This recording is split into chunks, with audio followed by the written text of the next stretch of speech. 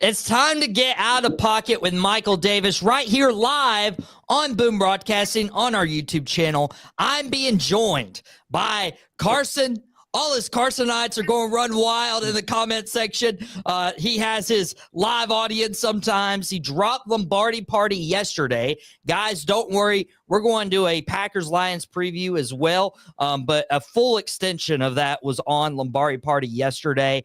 And then Jason had a special Thursday appearance with Sideline Savants with the commish Wayne. They dropped a special time of 3 p.m. today. And so while Out of Pocket's been out of commission, these guys have been helping pick up the slack. So I very much appreciate helping me have, I guess I didn't have a day off because I had Dad and the boys yesterday. So it's been wild, but we've also missed some big news as well. And so I wanted to start out today's episode not talking about the Green Bay Packers and Jordan Love. We'll get to that for sure. But I want to talk about a former quarterback for the Green Bay Packers, Aaron Rodgers.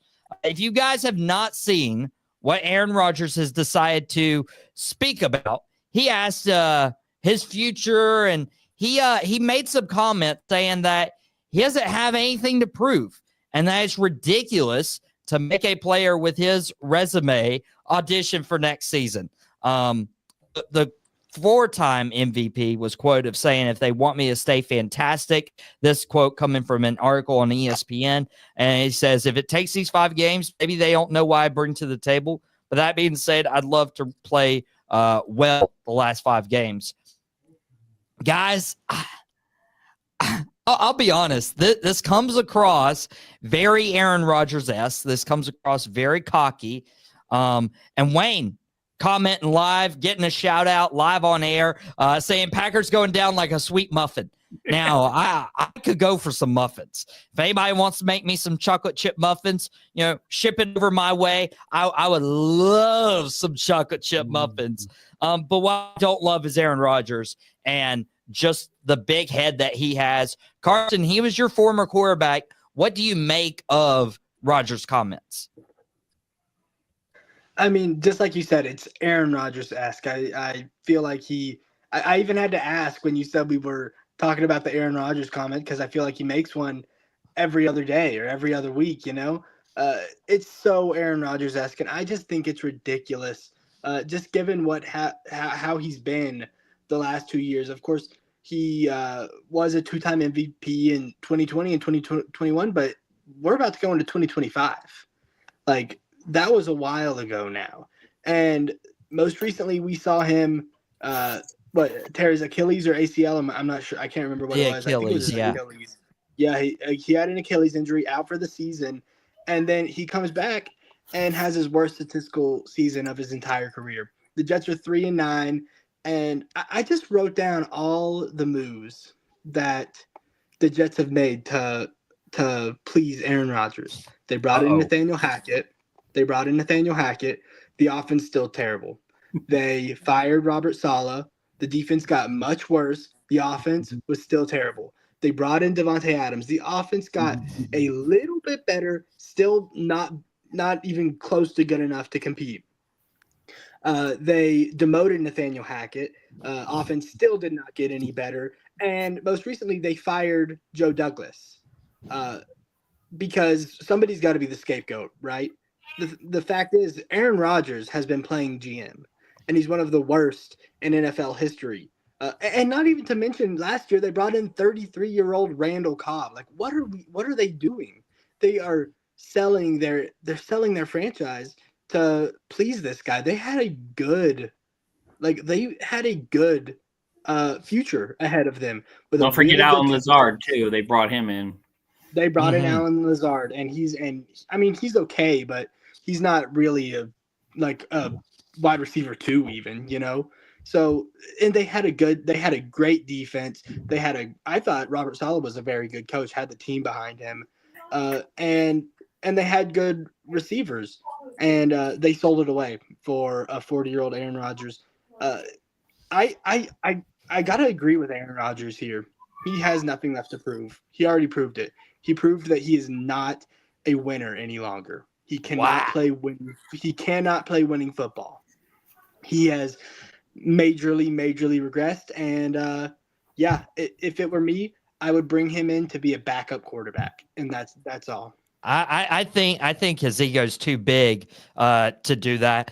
Drew Code Sports Talk, the biggest diva ever. Shout out to them watching, saying sign Dalvin Cook because Rodgers told them to. Another one. And Chris DeLuca hosted Dugout Debrief. He dropped his baseball podcast earlier this afternoon at noon. He's saying the Out Pocket guys once again guiding him on his way home over his car speakers, not actively driving once again. So hey, as long as it's on your speakers and you're not like, holding the phone with both hands, I think you're good. Brett, fellow Green Bay Packers fan for Carsen, Packers revenge game loading. But Jason, Aaron Rodgers probably wants some revenge on the Packers, and how everything ended there. But honestly, and I didn't think I would say this, honestly, and I'll go ahead and admit I was wrong just a little bit. Seeing the Packers move on with Jordan Love versus what the Jets have with Aaron Rodgers, I think the Packers made the best decision. Jason, would you think I'm out of pocket for that? Not at all. And again, I've said this before, and I'll say it again. I think Aaron Rodgers is the most overrated quarterback in NFL history. One Super Bowl win. He's great. He's got stats. He's had 9 seasons over 4,000 yards, but his attitude is completely ridiculous. There is somebody that is undefeated in sports in general, and that is Father Time. Aaron Rodgers is not 30-something years old. He's 41 now. To make comments as he's doing shows you how much of an ego he has. I think a lot of this also plays into his Netflix special he has dropping here fairly soon, to see the Zen and the different sides of Aaron Rodgers, the sensitive side and the sports side. I mean, this is absolutely ridiculous. Listen, this is the NFL. If you can't play anymore, you can't play anymore. I don't care who you are. Joe Montana was shown the door. You ain't Joe Montana. Tom Brady had to step away finally because he knew, hey, I'm done. So it doesn't matter who you are. It's time to move on. And Aaron Rodgers needs to move on. Right now, he is embarrassing himself. This is not like I want to play for the love of the game. This is I want to play for my ego and to show that I can still do it. But you can't, dude. You're done. Get out, bow away with some dignity and some grace. Not dragging people along with you, not throwing people under the bus. I mean, it's completely ridiculous. It is completely embarrassing to see what Aaron Rodgers has done this last couple of years with the New York Jets. History repeats itself. He's so smart. He saw this with his former quarterback that he sat behind in Brett Favre. They did the same thing. And here we go again. You got replaced by Jordan Love because, look, you were getting long in the tooth.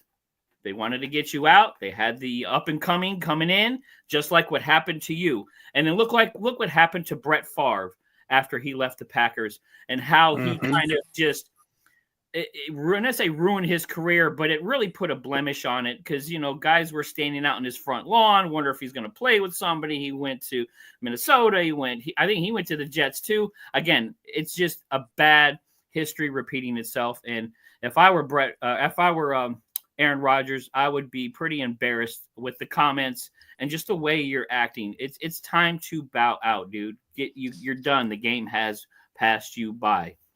And Brett's been in the comments right now saying I was named after the guy that started this cycle, and he called for love, and it seems to be working out more for the Packers right now than it does the Jets in 2024 at least, and even 2023. Was a better year for Jordan Love than Aaron Rodgers. But we'll preview some of that Packers-Lions game, probably the best Thursday night football game we'll have. But what we have are we're going to bring a game that's in pocket or out of pocket. We got a wide receiver we talked about a couple days ago with fellow Ravens guy Wayne, the commish from Sideline Savants. And we didn't know what was happening with Diontae Johnson. We're like, why aren't you using him?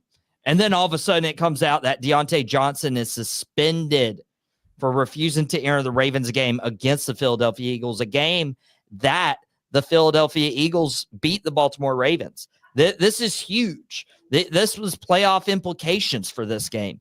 And so I take issue with a player just refusing to enter a game. I don't care if you're having a spat with your coaches. I don't care if you agree or disagree with anything that's happening. You shouldn't refuse to do your job and enter the game. Jason, what was Diontae Johnson in pocket or out of pocket from refusing to enter the game? We don't know. And that's something I think that needs to start coming out here, because you're traded to the Ravens. Something happened between that trade and that game.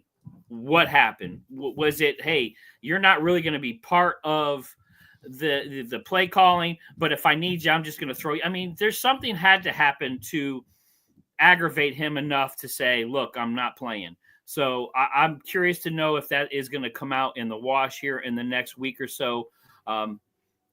We had this happen with Romeo Doubs, but we at least knew why. He was more upset because he wasn't getting the ball. So, I mean, there's not an unknown history of these things happening with diva wide receivers, but this is a little different. This seems like between the trade and between that game, something happened with the team, and it's blown up in their face now, because now instead of just focusing on winning and focusing on getting Lamar Jackson over the hump so he can finally get his chip, because now they got Derrick Henry, they got an awesome team. They've been losing some weird games they shouldn't have lost. And now they're answering these questions about a second, third wide receiver, which you need right now, especially with Bateman being hurt, especially with some guys being down. You need him. So something is really going on that has not come out yet. Wow. And Chris DeLuca, host of Dugout Debrief, still being paid out of pocket. Drew Code Sports Talk, not a ton of players can buy into the team first mindset. And Chris, if you refuse to work at your job, you get fired. Hey, that's true. Okay, if you refuse to work at your job, you get fired. Heck, sometimes you do work at your job and you get fired, depending on what happens. But I'm like, how much money are you making? And you can't go out in the field and run route. And now I know Diontae Johnson isn't like the biggest wide receiver, like star, whatever. But imagine if a kid's favorite player was Diontae Johnson and bought tickets to go see that game and they didn't play. You know, this has been the whole NBA debate back and forth. Carsen, I want to throw this question to you, but first, Brett, breaking news: the Chicago Blackhawks have fired their head coach, Luke Richardson. Brett's our hockey guy, so that's good, and that's why he works for the Blue Ridge Bobcats pro hockey. So if you guys love Brett's voice, his radio voice is really good. You guys can go listen to him. Carsen, who do you think was more out of pocket for this, Baltimore Ravens or Diontae Johnson? First thing I want to say, that's so funny that Brett works for the Blue Ridge Bobcats. My high school is the Blue Ridge Bobcats.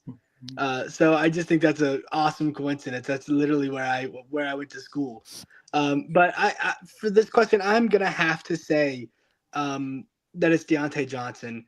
I didn't really love the Romeo Doubs comparison. It came out that Romeo Doubs was dealing with a lot of mental stuff at the time, and I'm not saying that Diontae Johnson couldn't be, but I just think that it's different the way the team really rallied behind Romeo Doubs while he was out, and he got suspended. But even Matt LaFleur just said, like, we don't want to suspend him.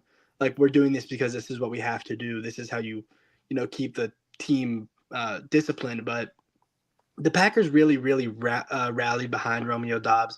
And I just don't see the Ravens doing the same thing right now, which is why I kind of discern why I think it's a little different, the two situations. But I just don't know. Excuse my French. I don't know who the hell Diontae Johnson thinks he is.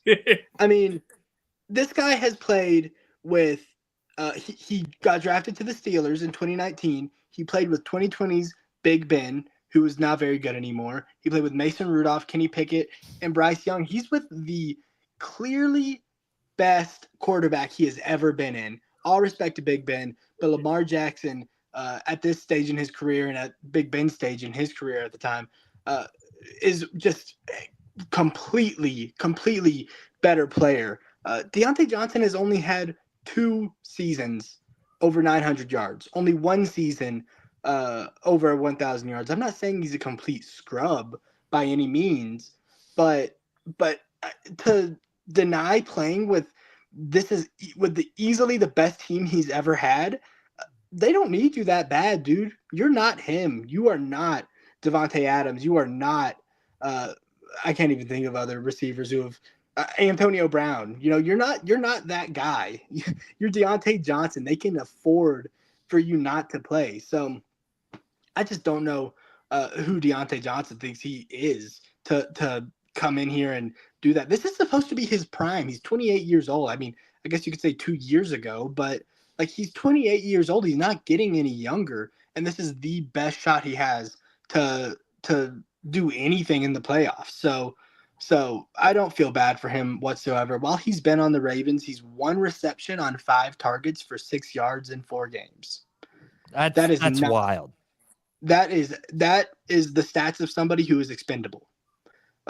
I don't feel bad for him. I mean, if it does come out that he's dealing with some stuff, then I'll change my tune. But right now, with the way that I feel like the situation is being handled, it just seems to me like he's not happy with the targets that he's getting. And I'm not okay with that because you're not the best receiver on your team. You're not the 2nd best receiver. You're not the 3rd best receiver. I would take Zay Flowers, Isaiah Likely, and Mark Andrews and Rashad Bateman over Diontae Johnson. So 100%, I think he's out of pocket. And if he doesn't play the rest of the season, it'll be on him. Literally went from worst to first and still had an attitude, which boggles the mind. Yep. So that's why I think there's something else going on with that. Yeah, hopefully we'll have more information as the days come in. By the way, this is why we do live shows.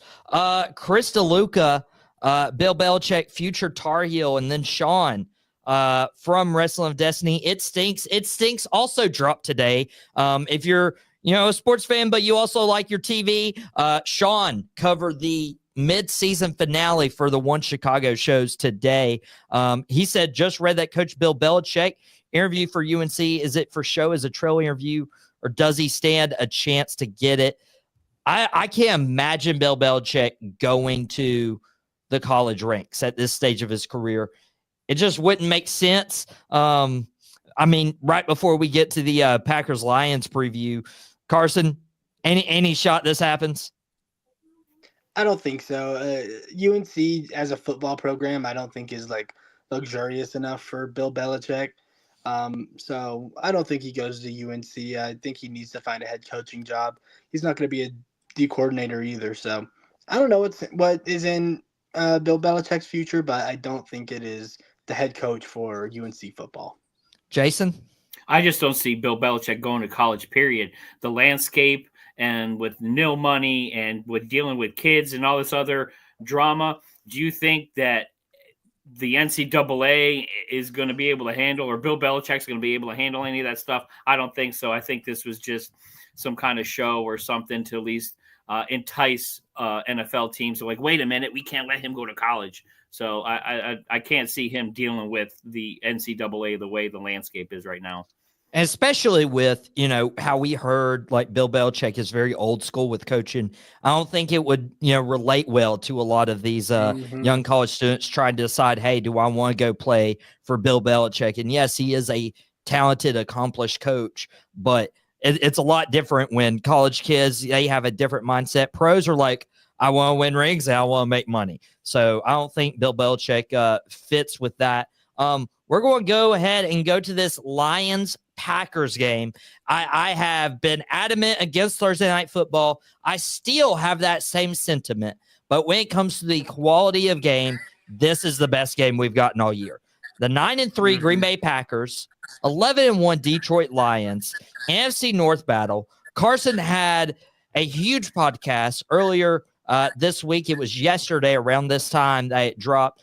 You guys need to go watch it. And we're actually ending the show a little bit early so you guys have that time to go watch the Lombardi Party previewing this episode. I'll start with Jason on this one. Lions 11-1, Packers 9-3. It's going to be huge. How do you see this one going, Jason? I think it's going to be closer than most people expect. Again, the Lions almost let the Bears beat them. If the Bears knew how to tell time, that outcome of that game would have been a little bit differently. The Lions also have a lot of guys on defense that are hurt.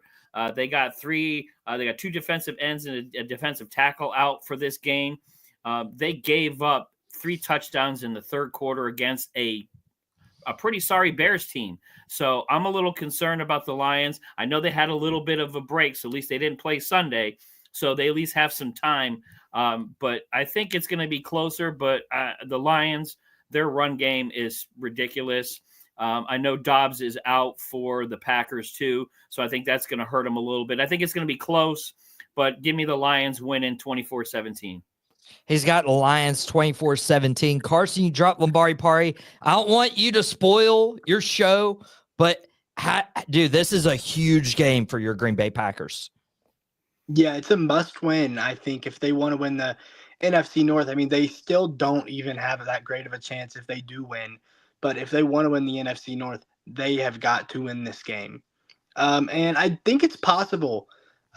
Listen, the Lions are the better team, and I'm not too biased to admit that. I just think they have the better offensive and defensive formula, especially on defense. But I think the Packers are going to pull this one out. I have to say, the Packers have been hotter than the Lions have been. The last 2 weeks, the Packers have won, I believe, by a combined 41 points. They beat the Dolphins by 13, and that game wasn't even as close as the score seemed, which I also talk about on Lombardi Party. And then they beat the San Francisco 49ers by 28, and that was a banged-up 49ers team. But still, this Packers defense has been rolling, and this Packers offense, I think, is downright unstoppable if Matt LaFleur calls it right. So I am going to take the Packers in this one just because it's a must-win game for them, and I think that they're really going to show up. It really parallels last year, if you think about it. Last year, we went into Green Bay, and we lost to the Lions by 14. And then when we went into Detroit, we beat them by 7. So I think that we're going to see something similar here. The Packers are going to have to play perfect, though. I'm going to go ahead and take the Packers 28-24. I think if we can hold the Lions to under 24, really, if we hold them to 3 touchdowns, I think the Packers win this game. And the way that this defense is rolling right now, I think that we're going to be able to, especially like the Bears held them to 23. So the Colts held them to 24. So I don't see why the Packers can't do it. And that's a good point, Carsen. Detroit has won 10 games in a row. Some of those wins come against Cardinals. The Seahawks, they were undefeated at the time.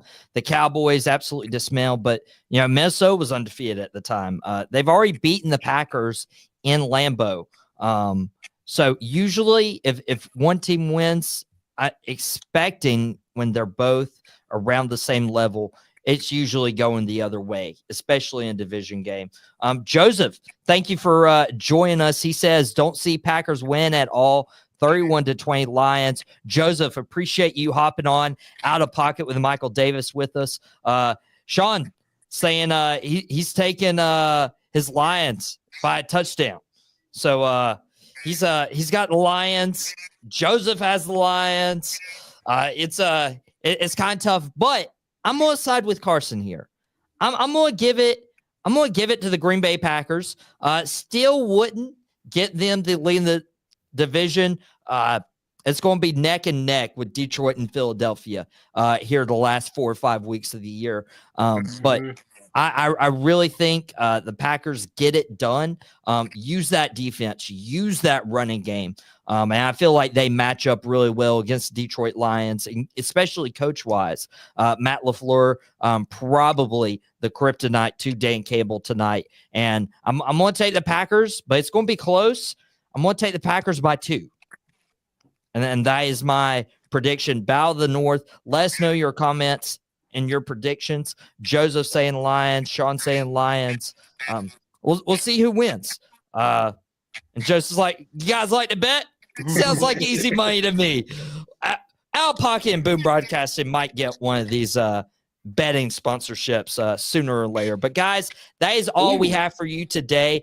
We wanted to open up time, if you guys are Lions and Packers fans, to go watch Lombardi Party that Carsen dropped yesterday at 6. And then right after that, you can watch Sideline Savants before tonight's game as well, because you need to set your fantasy football lineups because it is that time of the year. But guys, I appreciate Jason hopping on from Sideline Savants and 3 from Deep. I appreciate Carsen hopping on from Lombardi Party. I appreciate all of you in the comments. Joseph, Sean, Chris, Brett, Drew Code Sports Talk, Hope, Wayne, the commish.